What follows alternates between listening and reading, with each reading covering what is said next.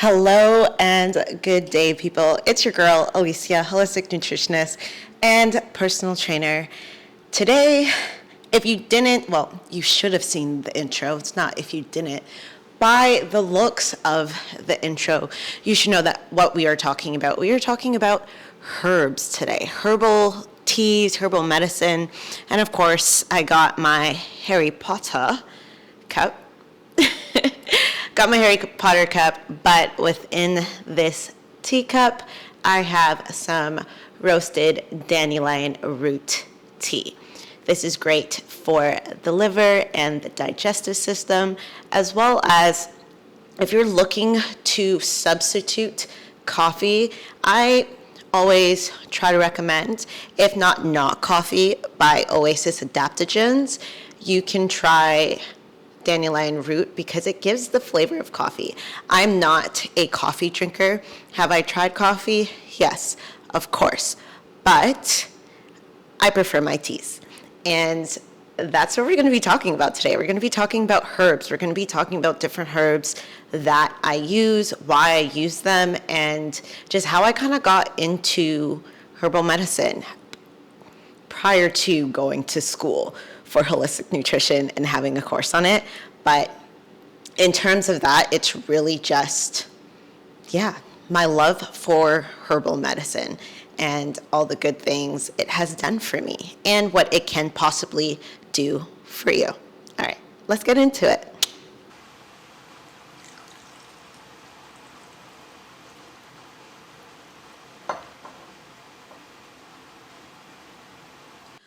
Okay, guys, so the first question I like to ask is, what is this good for? It is a question that gets me to become a little bit more intrigued of what it is that I am learning and what it is that I'm going to be using. So asking the question, what can this be used for, or what is this used for, is something for me just for me so I can learn a little bit more and dig a little bit deeper in terms of what it is that we are doing and why we are doing it. So when it came to herbal medicine and asking the question, what is this for, or what can this be used for, it was another way for me to look at optimizing my health, because I'm on this journey of healing from the inside out and really focusing on what's happening of my body, what's happening in my body, what's happening in my body at a cellular level.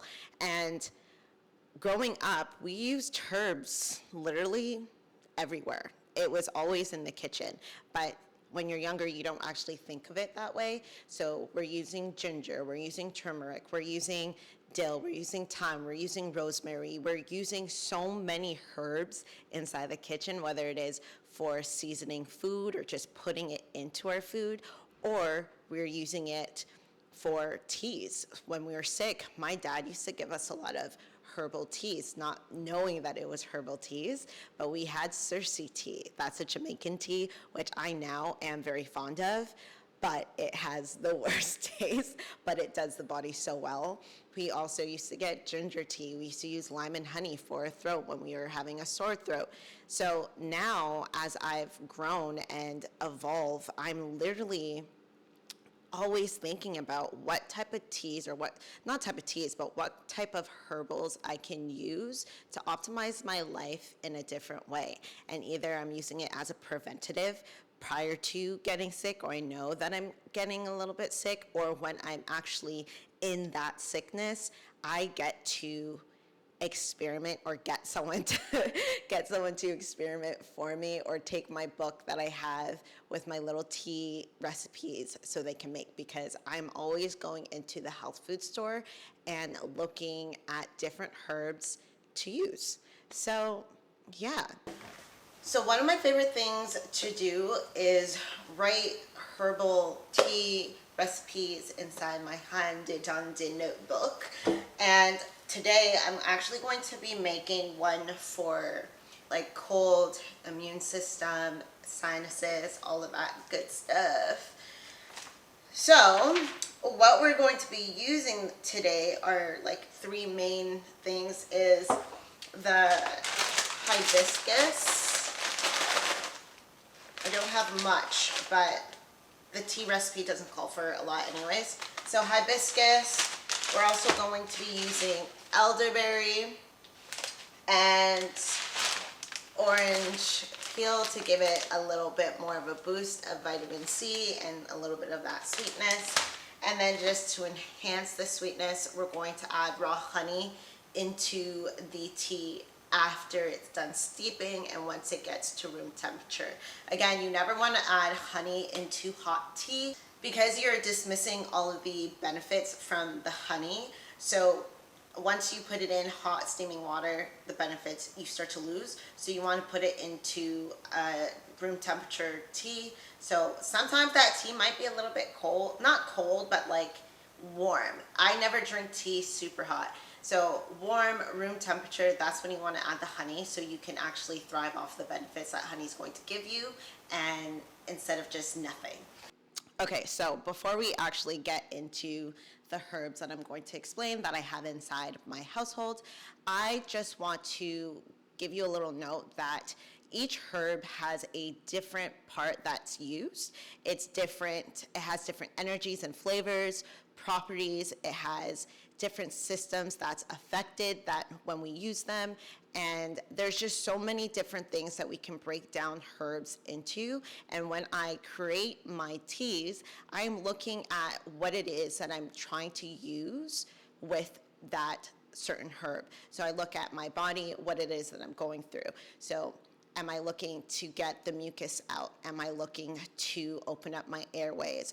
Am I looking to support my liver, support my kidneys, something like that? So that's where I'm talking about that each herb, when you break it down and when you're creating your teas, you really want to think about, okay, what's the main herb for this tea?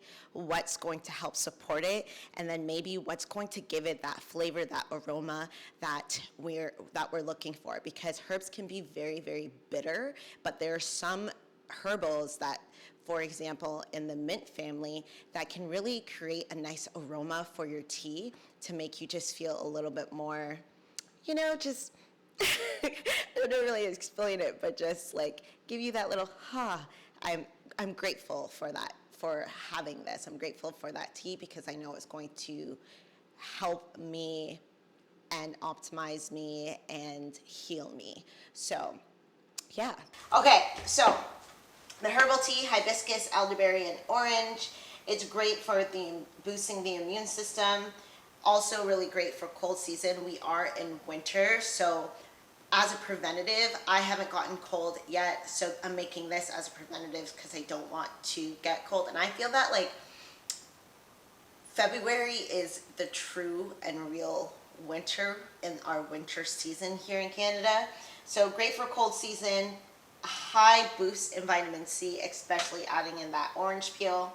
It also helps with inflammation. It's going to be packed with antioxidants due to the elderberry here and the vitamin C, and the orange and the hibiscus. Helps to boost your mood. Hibiscus I love for a nice mood booster. It just gives me this like calm, good, smiley feeling, and I'm very happy because somewhat of a sun is out, so we're getting nice bright sunshine. So it's kind of giving me that feel of like slowly going into spring, but I know we're in winter. So yeah, and also it's great for brain and memory. After this, I'm going to be drinking it while I'm going to be doing some work, so that's going to be good for this as well. Let's now take a look at what type of teas or not teas, but what type of herbals that I have. And then later on in the video, I'm going to show you one of the teas that I created, that I've experimented with, and also too, just another little note that when it comes to teas, like you can look up so many herbals on Google and they tell you what they have in it, but there's a way that you create by either equal parts. So are you putting the same amount of each herb inside that tea? Does one have a little bit more? Does one have a little bit less? So we are going to need 2 tablespoons of elderberry because this is our main thing in our tea, but also just to hit it off, I'm doing 2 equal parts actually. 2 equal parts of elderberry, 2 equal parts of hibiscus, and then we have 1 teaspoon of the orange peel, 1 cup of the filtered water, and then when everything is done, a teaspoon of honey. So let's go and make this. So the first one that I have here is elderberry. Elderberry is really, really, really great in terms of helping you boost your immune system. It's high in vitamin C. It's really great for the respiratory system, as well as great for like the cold, for your cold and flu season. This is something that is a regular go-to, especially during the fall going into the winter season. These are dried, I don't even know if you can see it, but these are dried elderberries, whole elderberries. I like to go to the health store. If you're in Toronto, you can also go to Herbs, which is one of my favorite places. Out here, I go to this store called S&H. You can also check like Healthy Planet, Whole Foods, possibly. Actually, I'm not too sure about Whole Foods. But getting back on track here, elderberry is probably one of my main sources that I use for creating my teas because it just does so much. Now, sometimes this might be the main one that I'm going to use, and then everything else might be in there to support it. But I'm truly like just in love with elderberry because it has done so much for me, and the healing that it gives me is amazing. So this is elderberry, whole berries, dried, and yeah, that's number 1. Number 2 for this season, mullein is really great. Honestly, one of the ones that I thought would have like a horrible taste to, but again, just like I talked about, when we create teas, we use things in our tea mixtures to help support it. With mullein, because it's really great for expelling excess mucus from the body, it's also helping your coughs be a little bit more proactive, meaning that if you're coughing and the phlegm's not coming up, this is going to help that cough be a little bit more proactive so we can get that phlegm, get that mucus out of those lungs or in the chest or in the throat.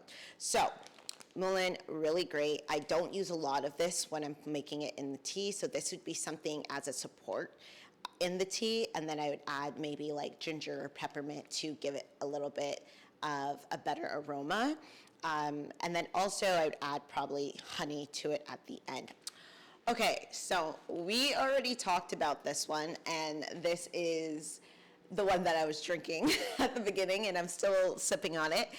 It is dandelion leaves. So this one is actually not open because we do use the tea bag source as well, from Traditional Medicinals.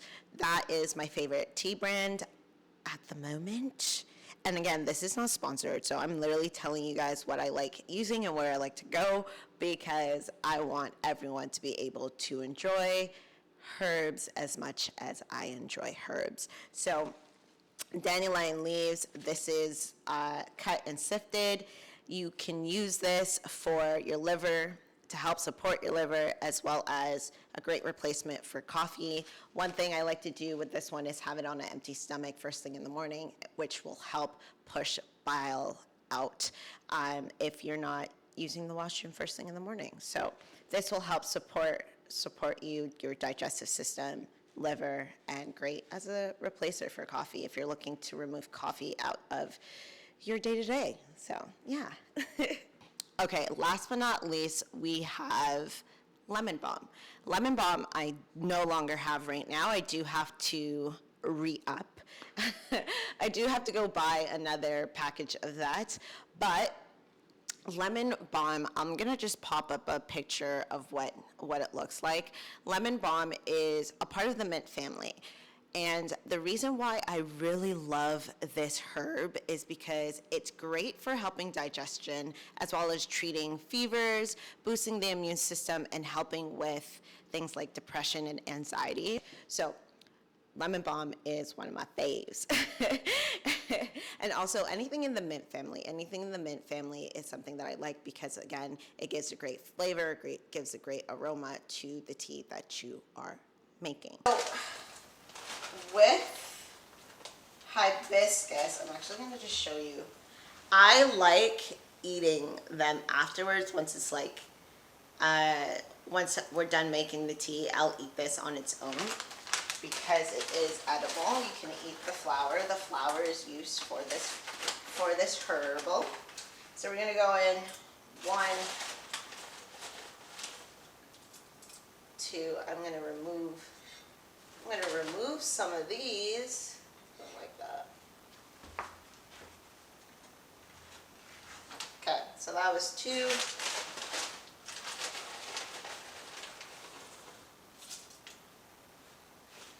I may have or may not have put a little bit more in there. And that's 4. I'm going to add the elderberry now. Again, equal parts of the hibiscus. So we're going to go in with 4 half tablespoons because I can't find the tablespoon. So 1, 2, 3, 4 equal parts, and that's it.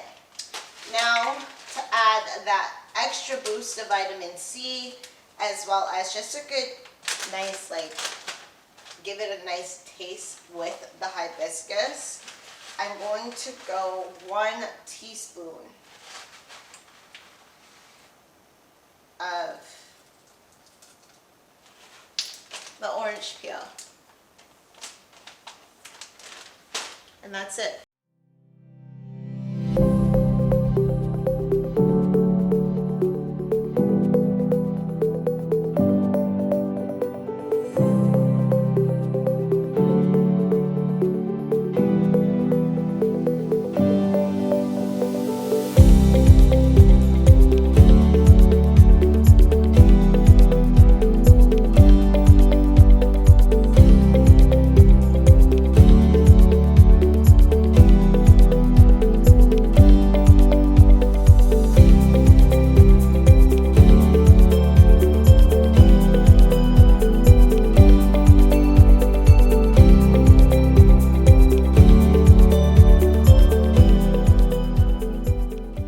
Now, one book that I really like to look at is The Way of Herbs from Michael Teria. I hope I'm saying his name right. So this book is something that got me even more intrigued, especially in school. This is one of the books that we have to get for school. The Way of Herbs breaks down from Western herbs to Chinese herbs as well. And then in the back of the book, it actually talks about gathering wild herbs, pesticides and chemicals, how to use different herbs as well in terms of what are they used for. And just like how I explained to you how it has different properties, herbs have different properties, it breaks down the systems that it's affected, energy and flavors, the parts that are used, the family that it comes from, also the common name, doses, properties, what's its used for, so much, and it gives you little notes as well. It also has in the back different combinations that you can make, but I highly recommend, if you are new to the herb world or you're looking to get more interested in the herb world, talk to a practitioner, talk to your doctor, or talk to a herbalist, to be honest. Really and truly, talk to a herbalist because they know so much when it comes to creating teas, creating tinctures for any liquids that you want to put them into as well. So you really want to be educated when you're dealing with herbs because you might use something and might not be right for you. So always talk to your practitioner, talk to your herbalist, talk to your nutritionist who deals with herbs to help you choose the right ones that will work for you. And there you have it, folks. This is the hibiscus elderberry orange tea with some honey. Oh yeah. Oh yeah. This right here is the one. Oh, I love it.